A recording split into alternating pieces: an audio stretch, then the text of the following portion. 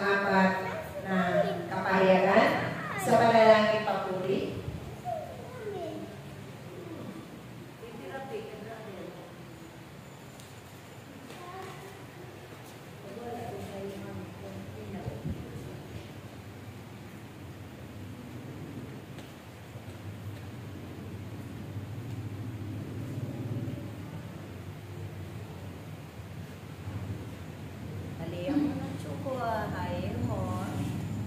Kapayapaan sa inyong lahat. O siya ko'y narito sa inyong kalagayan.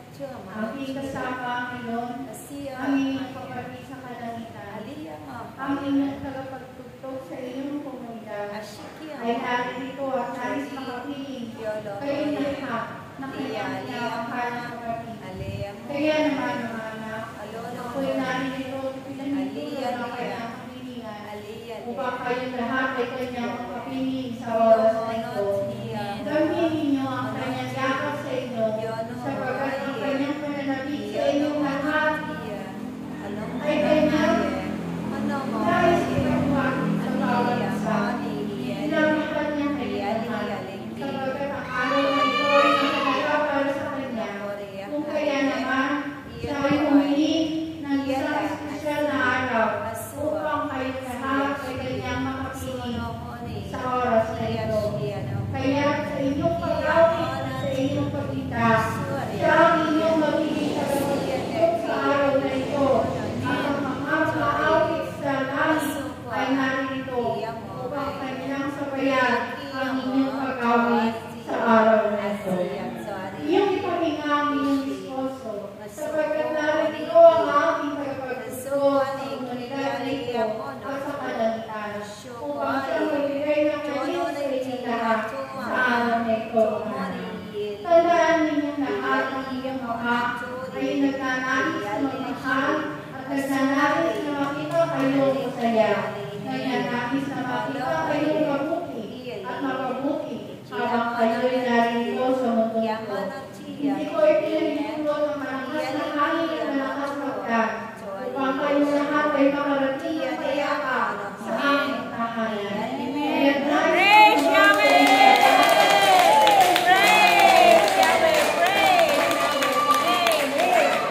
May panalangin ninyo ang mga lugar kung saan nananatili ang malakas na ulan, sapagkat sa mga lugar na ito, walang mga tao tumatamba at tumatawag, di nakakakilala sa aking pangalan.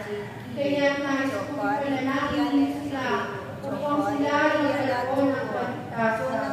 Kayong mga aking anak na aking tinawag ay patuloy na magdasal, patuloy na magbigkas ng aking pananampahan, at patuloy na banggitin ang aking pangalan ng 3 beses upang ang aking mga anghel ay sa inyong mga tahanan.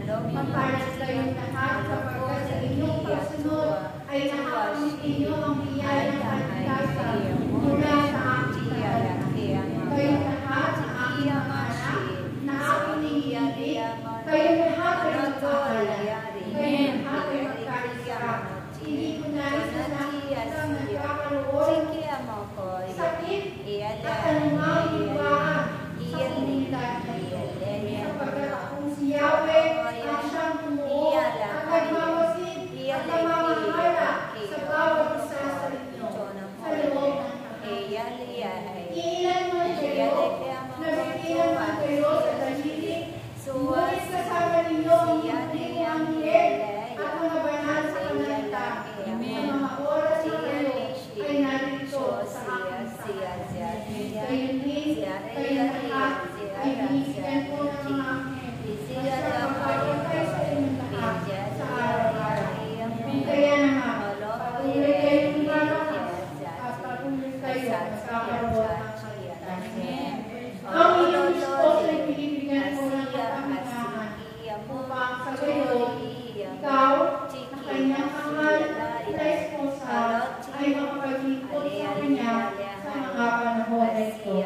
Kaya huwag kang malungkot, huwag kang mangamba, sapagkat ang salita ng Diyos ay sumasalita.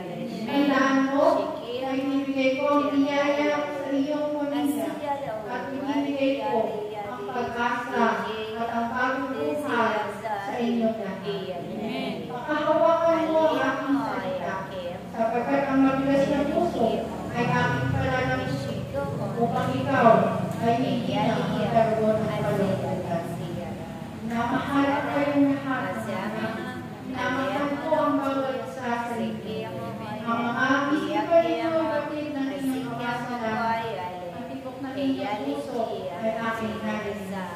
Kaya magtiwala kayo sa akin. Magtiwala kayo sa aking mga salita. Sapagkat hindi ko kayo kailanman papabayaan. Naririnig ko ang mga panalangin ninyo sa harapan ng aking panalangin sa araw-araw. Naririnig ko ang mga pinaibig ninyo sa inyong mga makasalanan. Ako sa inyong Ama ang nakikinig sa mga panalangin, pagtangis at kaligayahan ninyong lahat. Ako ang saksi sa mga nangyayari sa inyong buhay.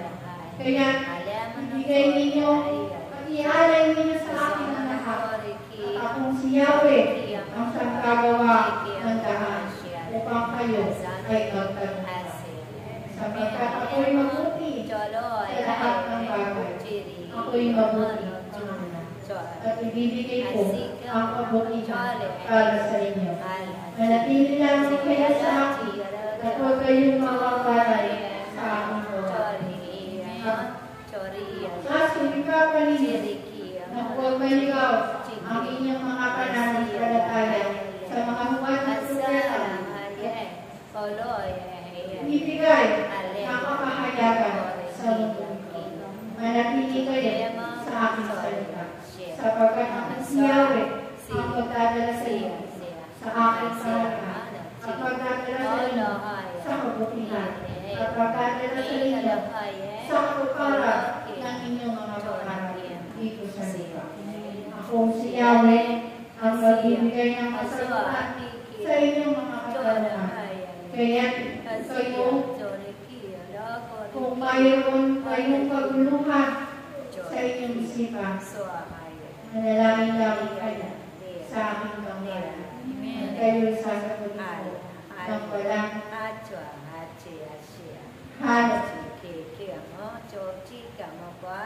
Paghahalin lang upang kayo lahat ay manatili sa aking salita. Tandaan ninyo, ang aking salita ay nakapaloob lamang sa banal na kasulatan. At ang aking salita ay ipapakayag lamang ng banal na Espiritu. Sumayin niyong lahat, ang kapayapaan, ang pag-ibig, pagkakarasa, pagmamahal sa bawat isa. Igalang ninyo ang inyong punong lingkod, sapagkat siya'y pinatawag ko dito sa lupa, upang kayong lahat ay gawin. Huwag kayong tumingin sa saraping mga anak, sapagkat hindi kayo malilikas nito. Huwag kayong tumingin sa saraping mga anak, sapagkat hindi ito ang magbibigay ng kagalingan sa inyo. Kung siyaw lamang ang inyong asawa, at ako ay magbibigay ang oras at panahon upang kayo'y makain sa kabutihan. Tandaan ninyo ang aking mga kabutihan. Manalangin kayo, sapagkat hindi pa ito ang huling bagyong darating sa inyong bansa. Mayroon pang isang napakalakas na bagyong darating sa inyo.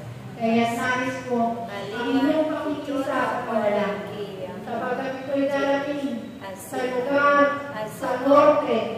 Kaya kayong lahat ay patuloy na mag-asal. Manalangin. Sa iyo, aking anak, ito ay iyong lugar. Kaya, nais kong ikaw ay magdasal at manalangin sa harapan ng aking kampana sa loob ng mga araw upang sa kayo ang kaligtasan ay pumasa nila. Kayong lahat at ikaw, ang aking tinatagalian na magdasal ng pananampakan sa aking watawan sa loob ng mga araw. Maraming salamat